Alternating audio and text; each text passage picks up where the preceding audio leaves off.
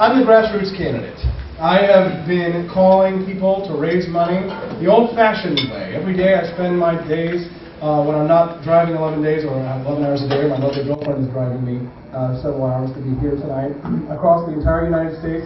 I'm calling people. I'm not meeting people in person. And that's how I've been able to run a fiscally conservative campaign with zero debt. Yeah. And that's how we want to run our campaigns, because that's how we want to govern. I want to cut taxes and I want to cut spending. Now, a lot of you may not know me. I'm a little bit new, perhaps a fresh face, but I've been behind the scenes for a long time. Out of all the candidates that are running right now for this nomination, I'm the youngest, but I'm the oldest in Libertarian years. I joined the National Party in 2008, became your volunteer coordinator. I was so successful in turning that office into a powerhouse of activism that I was given a raise and a title increase as the Director of Outreach. And it was because I saw the opportunity that was there. While we didn't have much money and I had zero budget, that we had an office full of computers, empty computers that no one was touching. So I said to my boss had quit at the time. It was a big scandal. He quit. So I didn't really have a boss. It was kind of anarchy, I guess. Do whatever you want, Austin. And so I said, well, to my one intern, let's turn this office into a powerhouse of activism. And we couldn't pay them a dime, but we put advertisements all across the United States, and people, students, young people, flocked from all over the country. Somebody even moved from Canada that summer to work with us at the national office. And we went to gay pride events, we went to marijuana marches, we went to taxpayers union meetings, we went to SFL events, YAL events. And while I was there, while I was at this one event, my campaign slogan is, I want to take over the government so I can leave you all alone. Leave everyone alone, right? So there is a sort of a secret libertarian conspiracy going on, guys. And we're all working together, we're all in on it, to take over the government and leave everyone alone. But there was a meeting, David Bose of the Cato Institute, I'm not sure if you're all familiar with him, but he called a meeting for all the libertarians, and we all got together, and it was the conspiracy. And we were all trying to figure out, how can we advance liberty? And David said, anybody who wants to stand up with an idea, throw out an idea, how can we advance liberty? And I was your volunteer coordinator at the time, and nobody knew who I was, and you know, it's all about rank and hierarchy in DC, and you know, did you go to an Ivy League, and blah, blah, blah, and I'm just this poor kid from Missouri, what am I doing here? You know? So I stood up and I said, hey guys, let's get Judge Napolitano's own show on Fox. And everybody's like, good luck with that, right? You know, it's not going to happen. And I'm like, I'll show you. You know, I'm a show me stater, right? I'm going to show you how it's done. So I took everybody's business card at that meeting, and in the Libertarian Party's national office, I brainchilded the project that took the Judge's podcast and turned it into a major broadcast show on Fox. I will bring those same rock star qualities to your national ticket. I promise you that.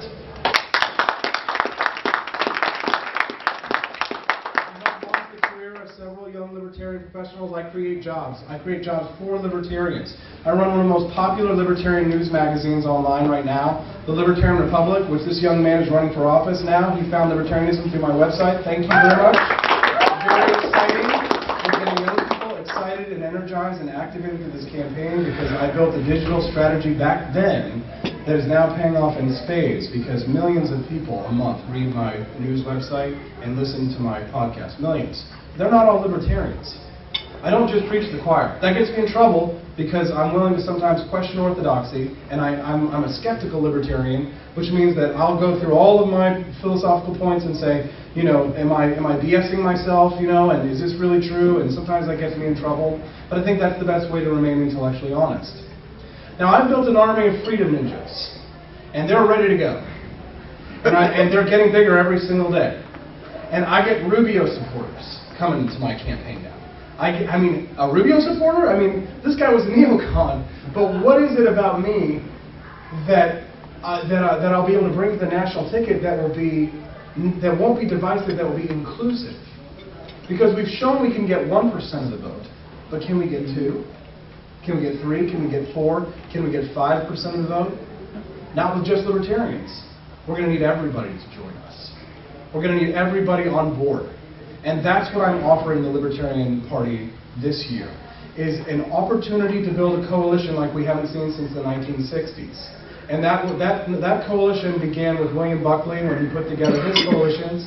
These coalitions mostly excluded libertarians, but now, because our movement is the only one that seems to be surging, because we are the only one that has national ballot access, they're going to have to come to our table. So let's invite them in. Let's invite the American people to join us in the Libertarian Party. I like to think that everybody's a libertarian about something, so let's just find out what that one thing is that they're libertarian about. They could be a total statist on everything else.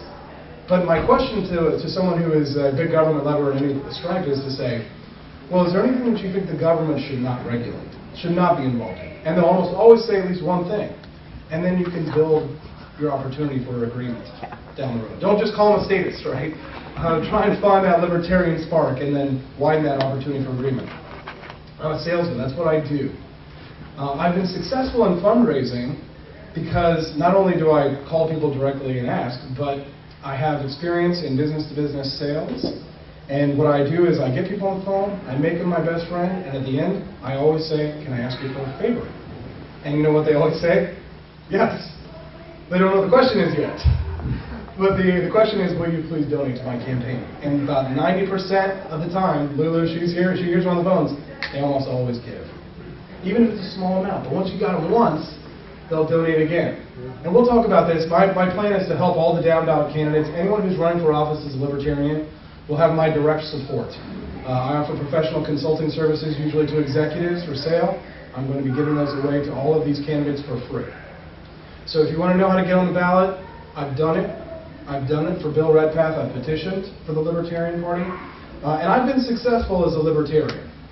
And I think that it's time that we nominate someone who has been in the party for a long time, not just a Republican, but somebody who's one of us. That's what I am. I haven't been successful as a Republican or a Democrat and then joined the LP because I couldn't make headway. I've been successful as a big L libertarian, and that's what we need. So, thank you. Listen, I kind of have a crazy, interesting, unorthodox past, and I'll just blaze through it here real quick. I majored in musical theater at Missouri State University. I'm a song and dance man. I can still do a little time step if I had to. But that's what Trump is. That's why he's so exciting and entertaining to watch, because he's a good song and dance man. He can sell his message, even if you don't know what his message is. I don't think he knows. Right? But I majored in musical theater. I went to New York. I kicked down the doors of power in two of the most difficult industries in the world, politics and news and entertainment. And I did that as a poor farm boy from Missouri who spent his summers toiling in the field selling chrysanthemums, to being a television producer for Fox, to running one of the most popular libertarian news magazines, Behind Reason, and now I'm running for president. And why am I running for president? Well, sometimes I think if you want something done right, you got to do it yourself. Right? I was frustrated with the lack of progress. On paper, I think Gary's a good candidate, but I think that the devil's in the details, and that what could build a broad coalition is someone who can unite pro-life conservatives, because I am pro-life, so because they won't vote for someone who's pro-choice. They just won't. And the fact that I have the best tax plan. According to the website isidewith.com, I'm the most libertarian candidate in this race by policy. Check it out. Go to isidewith.com, take the quiz, compare your answers. I am the most hardcore, radical libertarian running for this nomination. But I wear a suit and tie, so I look nice. So it's not so scary. Right?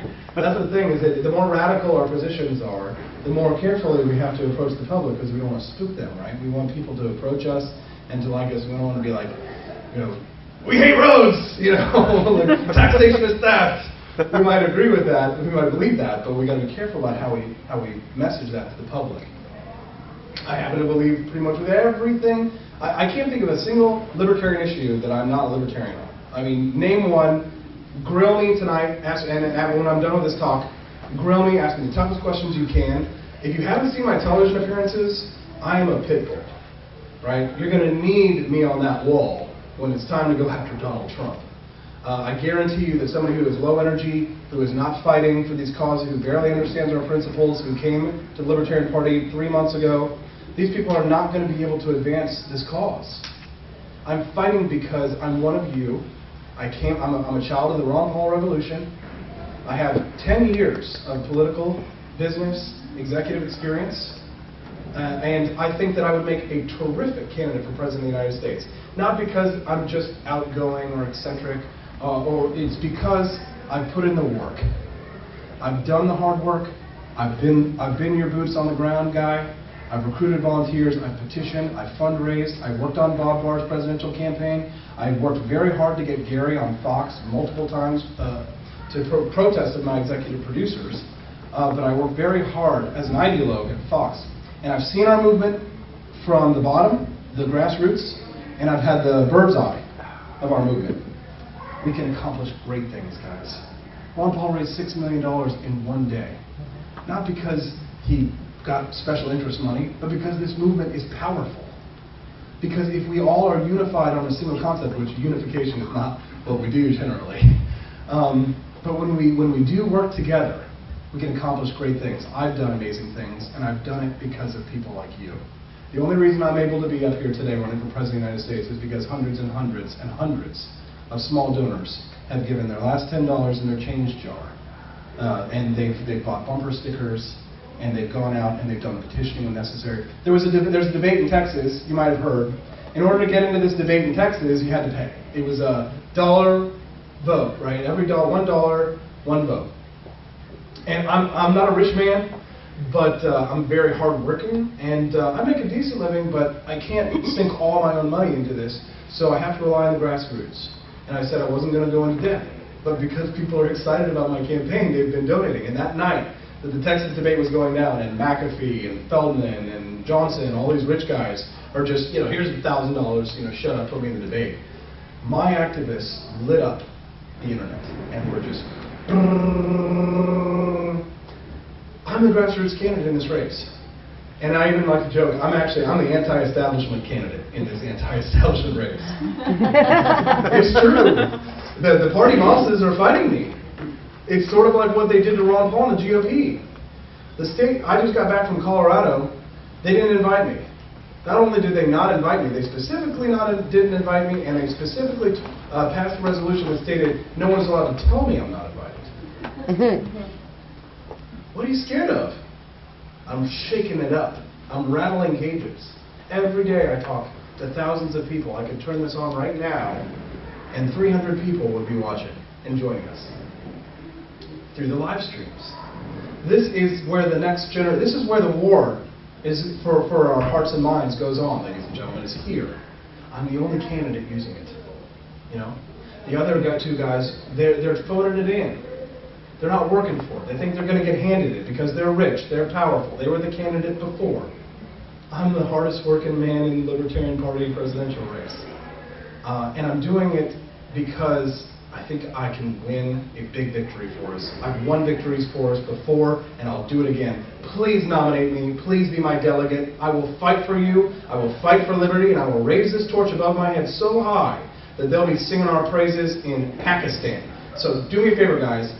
Donate to my campaign if you like what you hear. Go to ap4lp.com. Everybody has a phone. You can go to my website, ap4lp.com. Donate any amount.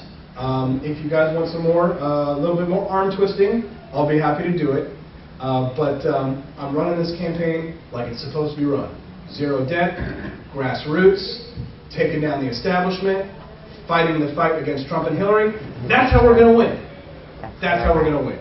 So thank you very much for your time today, and I'll take any questions you might have.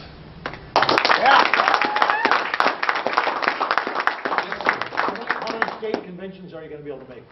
Let's see, I've been to 17 states in the last 15 days. I'm planning on being at around at least 24 of these state conventions. I've been to, we went to Florida, Alabama, Mississippi, Miami. We sealed up the delegates in Miami. Then we went to Georgia, went to their convention, went to South Carolina, North Carolina, Virginia, D.C., Chicago, Illinois, and then Kansas City. Then we went to Colorado, and now we're here in Charles Jefferson City in Missouri, where I will become a delegate. And then I've sent my campaign manager to Tennessee. I've sent people who are already my delegates to Michigan.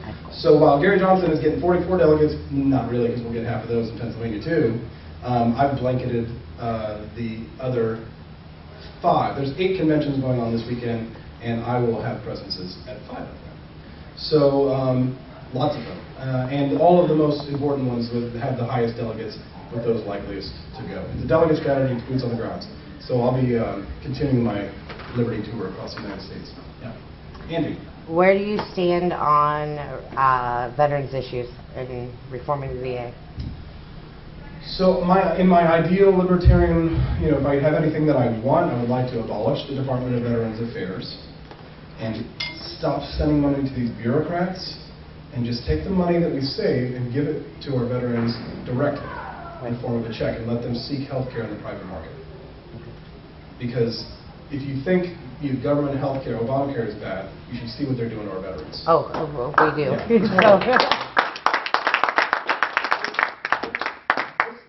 Send them a check for for the cost savings that we have to pay all these bureaucrats who are inefficient, who are putting these soldiers on waiting lists, and they're committing suicide in the parking lots. It's an absolute tragedy. These are people who fight for our freedoms. We got to take care of them.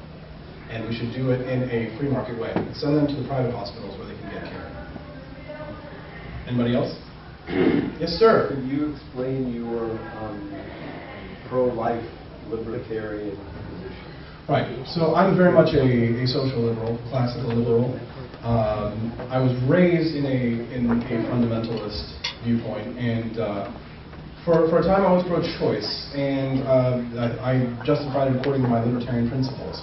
But I changed my mind when I was inspired by Dr. Ron Paul, and he taught me, I learned about this thing called the consistent life ethic. And not only did it change my position on abortion, but it also changed my position on the death penalty. So I'm now anti-death penalty as well. I think that's the most consistent libertarian position. Because libertarians always advocate for life, liberty, and the pursuit of happiness.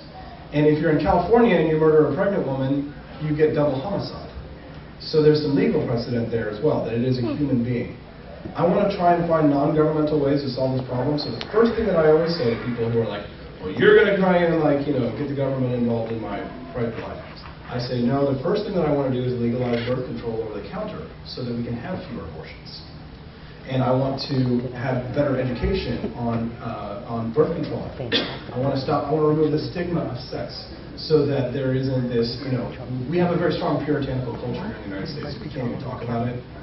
So I think that we need, and if we had a more liberal attitude, we would have fewer abortions. More women would have access to birth control over the counter, and we would have fewer abortions. We also need to talk about adoption. My little sister was almost aborted. We saved her life, and we adopted her. More people need to do this. We need to make it easier to adopt in this country. If it was easier to adopt in this country, again, more mothers might be incentivized to have fewer abortions. So I do believe in my heart of hearts that abortion is a crime because it is a human being, and all human beings, we must protect life. And because I have this very strange, utopian idea of the future, if humanity ever wants to get off this rock, then we're going to need liberty, and we're going to need life, and we're going to need a way to protect that life so that we can expand into the galaxy and we can have human redundancy. So it's because I respect life and because I believe that we should be consistent with life, pro-life. That's why I take that position. I share it. I do too.